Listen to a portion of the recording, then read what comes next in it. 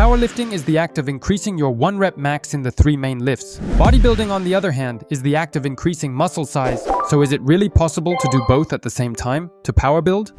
In general, when your muscles grow, your strength also increases. Just like multiple rubber bands can pull more strongly than a single one, larger muscles mean more fibers pulling together, so of course you'll be stronger. However, this isn't a one-to-one relationship. Strength also involves technical skill. For example, even Larry Wheels, who has a combined total of over 1,000 kilograms in the big 3 lifts, used to lose easily to female athletes when he first tried arm wrestling. Similarly, powerlifters are often smaller in size than bodybuilders, yet sometimes hold higher total records.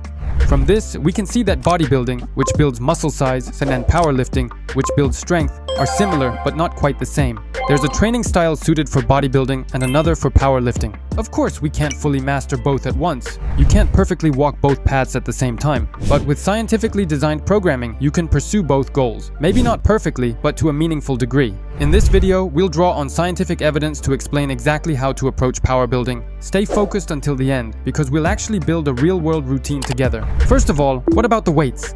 Should you use heavy weights or light weights for power building? Many people believe that 1 to 5 RM ranges build strength, 6 to 12 RM build hypertrophy, and anything above 13 RM builds endurance. But in reality, that's not quite true. According to the most recent research, muscle growth occurs similarly across a wide range, from heavy 5 RM sets all the way to lighter 30 RM sets, as long as each set is taken to failure.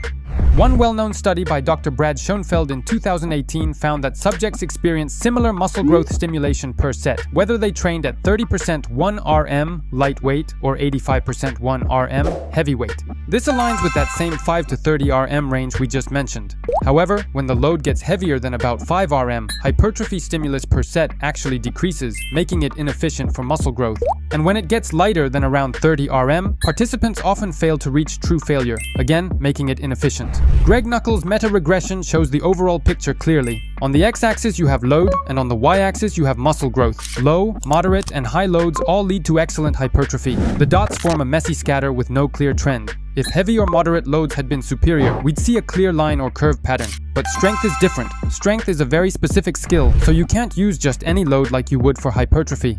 Numerous studies show that the heavier you train, the more your strength increases. That's obvious. You have to lift heavy often to get better at lifting heavy.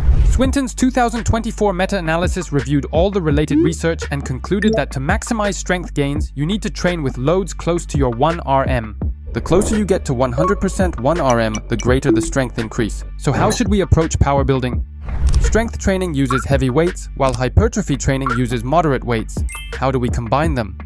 First, perform your main 3 lifts, the squat, bench press, and deadlift, with heavy loads, since these are the lifts where you want to build strength. Because strength is a skill, you must frequently practice those lifts with heavy weights. Most of your sets for the big 3 should be between 1 RM and 5 RM. For example, if you do 10 sets of bench press per week, perform at least 6 sets between 1 RM and 5 RM, and the remaining 4 or fewer between 6 RM and 12 RM moderate loads. Now let's assign the big 3 to specific days. Each lift should ideally be trained at least twice a week. Remember, strength is a skill, and skills improve through frequent practice. Pellin's 2024 meta-analysis showed that even when total training volume is the same, performing a lift more frequently leads to faster strength gains with rapid improvement up to twice a week. Therefore, let's place the bench press on Monday and Thursday, squats on Wednesday and Saturday, and deadlifts on Tuesday and Friday. A classic 3-way split.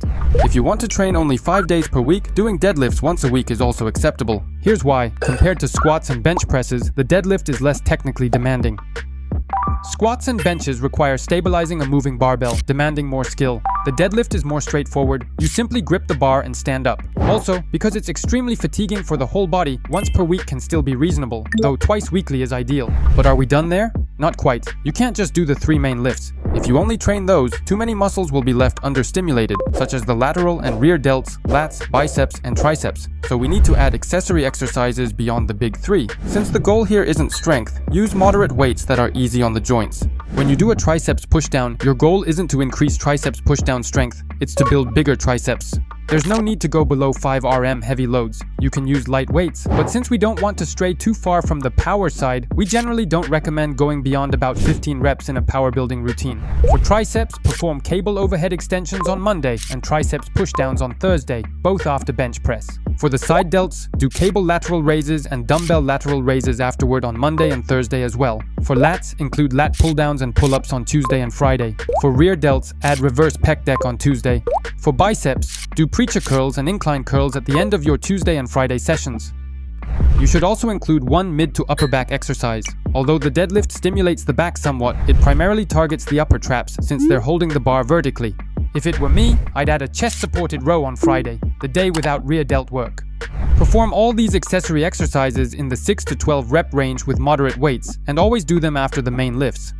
According to Pedro Nunes's meta-analysis, exercises performed earlier in a session almost always produce greater strength gains. The right shifting diamond in the graph indicates that the first exercise performed achieved better strength improvements. After following this routine for about 2 to 3 weeks and adapting, you can increase your training volume. At that stage, it's beneficial to add more isolation work for muscles involved in the big 3 lifts, because if you want strength gains, you also need hypertrophy work. Strength indeed involves technical skill, but absolute muscle size also has a strong influence on final performance.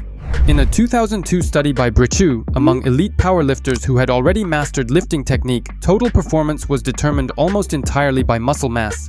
Since these lifters were all technically proficient, ranking order corresponded closely to muscle size. Their strength was basically a reflection of how much muscle they had. Therefore, pure muscle mass is also important for strength. From around the 3rd week, once you've learned the technical aspects of the lifts, you can add machine pec deck and dumbbell chest fly after bench press on Monday and Thursday.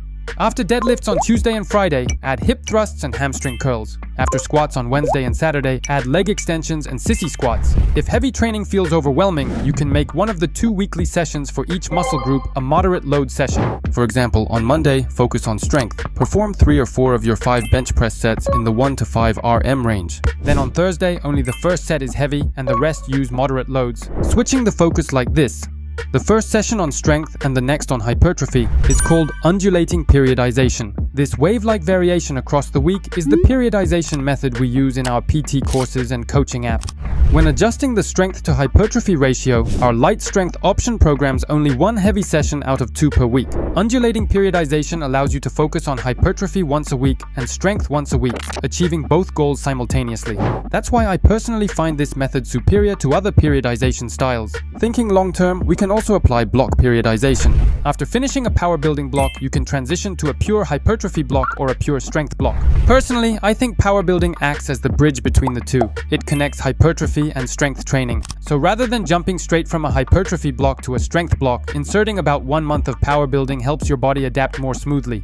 That's how you can effectively implement power building. I hope this video helps you understand the process clearly and that it brings real value to your training.